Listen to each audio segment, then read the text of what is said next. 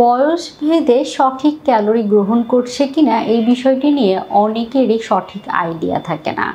শুধু বয়স না, কে কতটুকু শারীরিকভাবে অ্যাক্টিভ, কারোর কোনো শারীরিক জটিলতা আছে নাকি, বা বিভিন্ন ধরনের কন্ডিশনের উপর নির্ভর করে কিন্তু একটা প্রাপ্তবয়স্ক মানুষের ক্যালোরি চাহিদা। আমরা সাধারণত পুষ্টিবিদেরা যখন কাজ করি আমরা ফর্মুলা অ্যাপ্লাই করি, যেমন সবথেকে প্রচলিত একটি ফর্মুলা হচ্ছে হ্যারিস বেনেডিক্ট ফর্মুলা।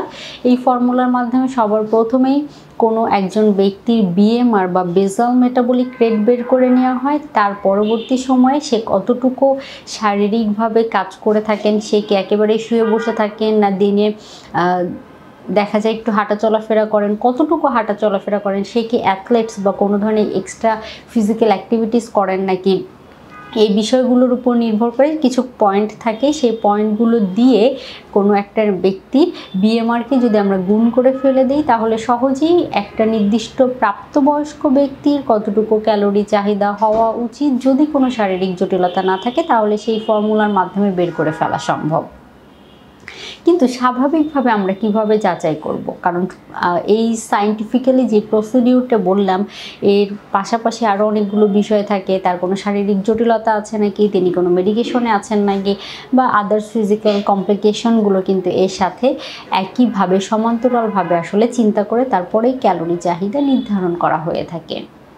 একজন প্রাপ্তবয়স্ক মানুষ তার দৈনিক হাঁটা চলাফেরা কাজ করার ক্ষেত্রে কোনো শারীরিক সমস্যা তিনি ফেস করছেন না, অযথা শরীরে ক্লান্তি চলে আসে না, তিনি শারীরিকভাবে কর্মক্ষম থাকার পাশাপাশি সে স্ট্রেংথ পর্যাপ্ত পরিমাণে পান, তার চুল পড়ছে না, তার শারীরিকভাবে তেমন কোনো অবসান্যতা আসছে না, দিনে 6 থেকে 8 ঘন্টা ঘুমাতে পারছেন। এক কথায় যদি আমরা বলে থাকি যে ফিজিক্যালি তিনি তেমন কোনো শারীরিক সমস্যা যদি ফেস না করেন তাহলে আপাত দৃষ্টিতে বলবো তার দেহের জন্য যতটুকু ক্যালোরি প্রয়োজন ততটুকু ক্যালোরি তিনি গ্রহণ করছেন।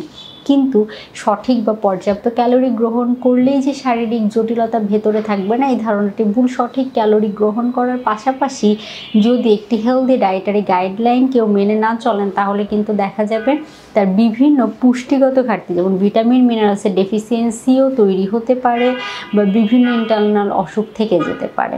তাই অবশ্যই কতটুকু ক্যালোরি গ্রহণ করতে হবে, ওজন কমানোর জন্য কি করতে হবে, ওজন বাড়ানোর জন্য কি করতে হবে, ওজন ব্যালেন্সে রাখার জন্য কি করতে হবে, এই বিষয়টি সম্পর্কে জানতে চাইলে, সঠিক তথ্য পেতে চাইলে, নিজেকে সুস্থ রাখতে চাইলে একজন পুষ্টিবিদের শরণাপন্ন হতে ভুল করবেন না।